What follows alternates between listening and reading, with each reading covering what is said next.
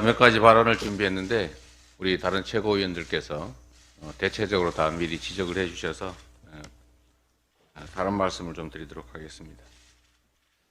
지금 공천을 놓고 우리 더불어민주당의 공천이 사천이니 측근 공천이니 무슨 친명 공천이니 이런 얘기들이 많이 나옵니다. 여당의 이런 엉터리 지적도 문제지만 이걸 확대 재생산할 뿐만 아니라 여당의 이런 허위 가짜 주장의 근거를 만들어주는 가짜 뉴스를 만들어내는 일부 언론의 이 잘못된 행태도 정말로 심각합니다. 아까 서원석 최고께서도 지적을 했지만 41명의 친명 공천 내용을 제가 아침에 읽어봤는데 개인적으로 참 고맙기는 합니다만 친문, 친명 뭐 이런 식으로 구분할 때 과연 이게 언제부터 갑자기 친명으로 분류됐지? 이런 생각이 들었습니다. 언젠가는 또 단수 공천 받으니까 친명했다가 경선되니까 비명했다가 다시 단수로 바뀌니까 친명이라고 쓰는 곳도 있었습니다. 이게 언론입니까? 이거는 언론의 직무를 어기는 것뿐만 아니라 선거에 부당하게 개입하는 그야말로 허위사실 공표를 통한 낙선 목적의 불법 선거 행위 아닙니까? 엄정하게 책임을 묻겠다는 말씀을 다시 한번 드립니다. 이거는 민주공화정의 근간인 선거를 그야말로 망치는 반헌정 행위입니다. 다시 한번 지적드리고 오늘 법적 조치를 포함해서 향후에는 더 엄정하게 대응하겠다는 말씀을 드립니다.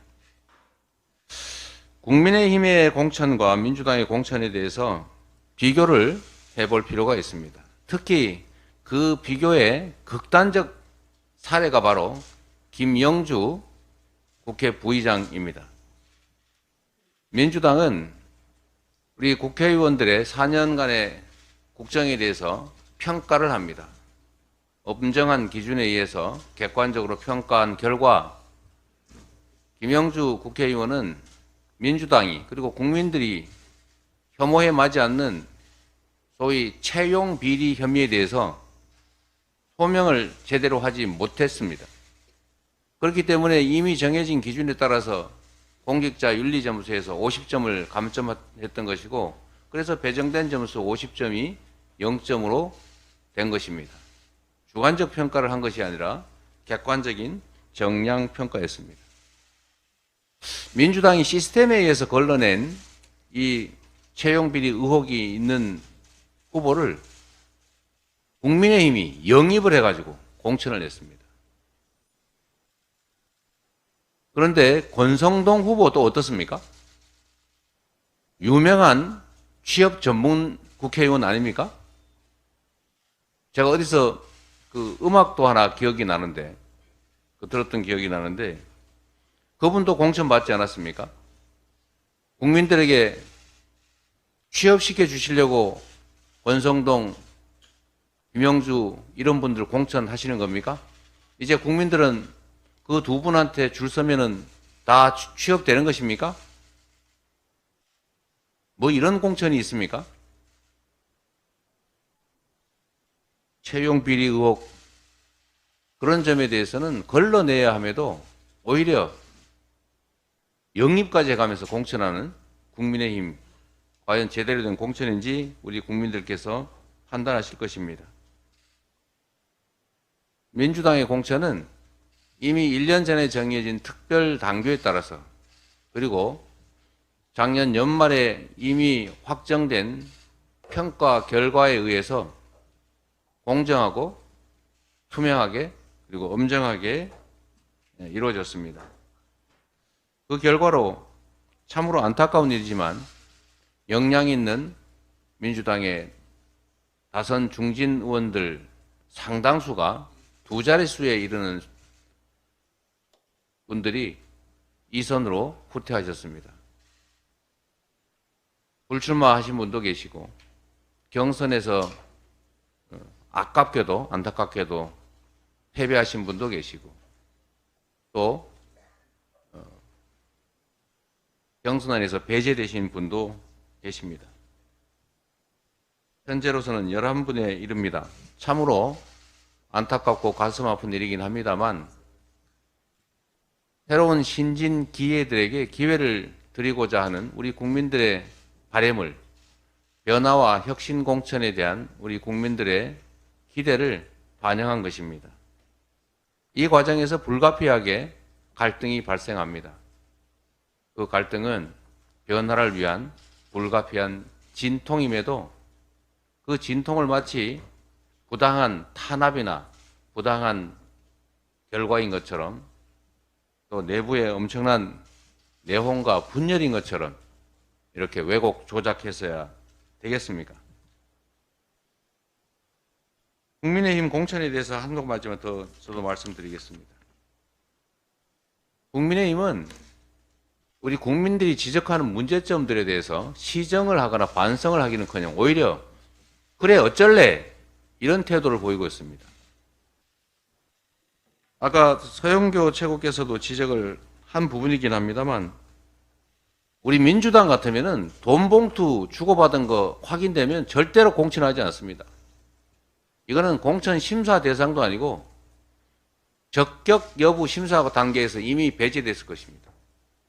정우택 후보 단수 추천 받으셨던데 CCTV 영상에 돈 봉투 주고받는 장면이 그대로 찍혔지 않습니까? 변명이 또 가관입니다. CCTV 찍히는 그 장면에서는 분명히 돈을 받았는데 CCTV 없는 데서 돌려줬다고 합니다.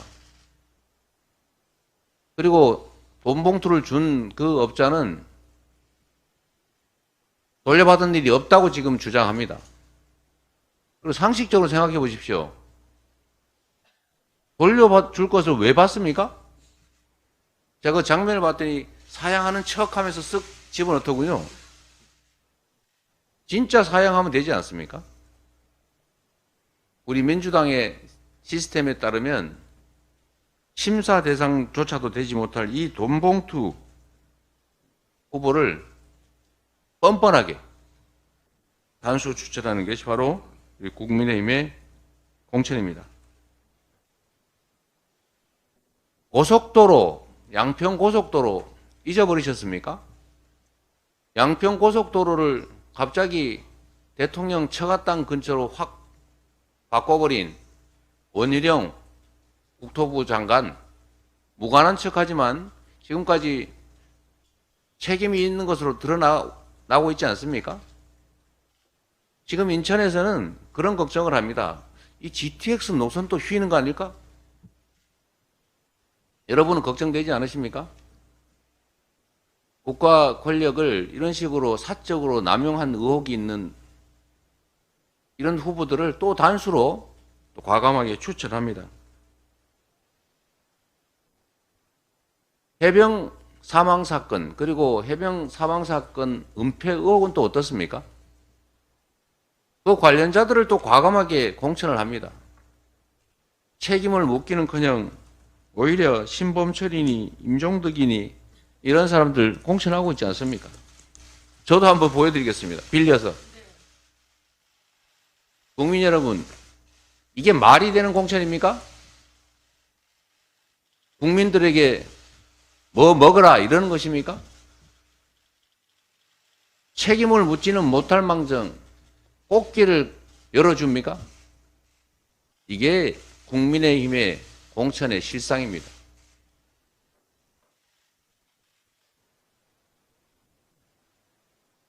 지금 총선을 앞두고 대통령부터 여당 주요 인사 그리고 일부 언론들의 이 불법 선거 정말 선거가 난장판이 되고 있습니다. 무법천지 아닙니까? 대통령은 평소에 안 하던 간담회를 선거에 이르러서 이렇게 집중적으로 아예 대놓고 어쩔래? 이런 태도로 강행하고 있습니다. 선관위 뭐 합니까?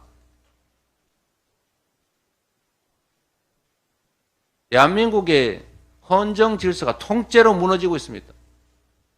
경찰, 검찰, 이 명백한 불법 선거 운동 두고 대체 뭐 하고 있습니까? 경고라도 한마디 합니까? 지금은 권력을 쥐고 있으니까 다 무모할 수 있을 것 같을 겁니다. 수사권, 기소권 다 가지고 있으니까 고발, 고소해봐야 무혐의 처리하면 그만이다. 너희들이 어떻게 하겠느냐? 이렇게 생각하겠지만 역사가 기억할 것이고 권력은 유한한 것입니다. 영원할 것 같아도 화무 11호홍입니다. 국민들은 언젠가 이 난장판 우법천재에 대해서 반드시 책임을 물을 것이고 그리고 4월 10일에도 분명하게 심판할 것을 확신합니다. 경제는 폭망했고 헌정 질서는 통째로 무너졌고 국민들은 내 자식 군대 가서 혹시 전쟁터에 끌려가지 않을까 이런 황당한 걱정을 하고 있습니다. 이번에 심판하지 않으면 나라가 어찌 될 것입니까? 국회 입법권까지 저들에게 넘겨줄 경우에 법과 제도, 시스템까지 통째로 망칠 것입니다. 박찬대 최고위원이 했던 거 저도 한번 따라해 보겠습니다. 심판해야 바뀝니다. 심판하면 바뀝니다. 무능, 무도, 무책임 윤석열 정권을 이번에 반드시 심판해야 합니다. 회의를 마치겠습니다.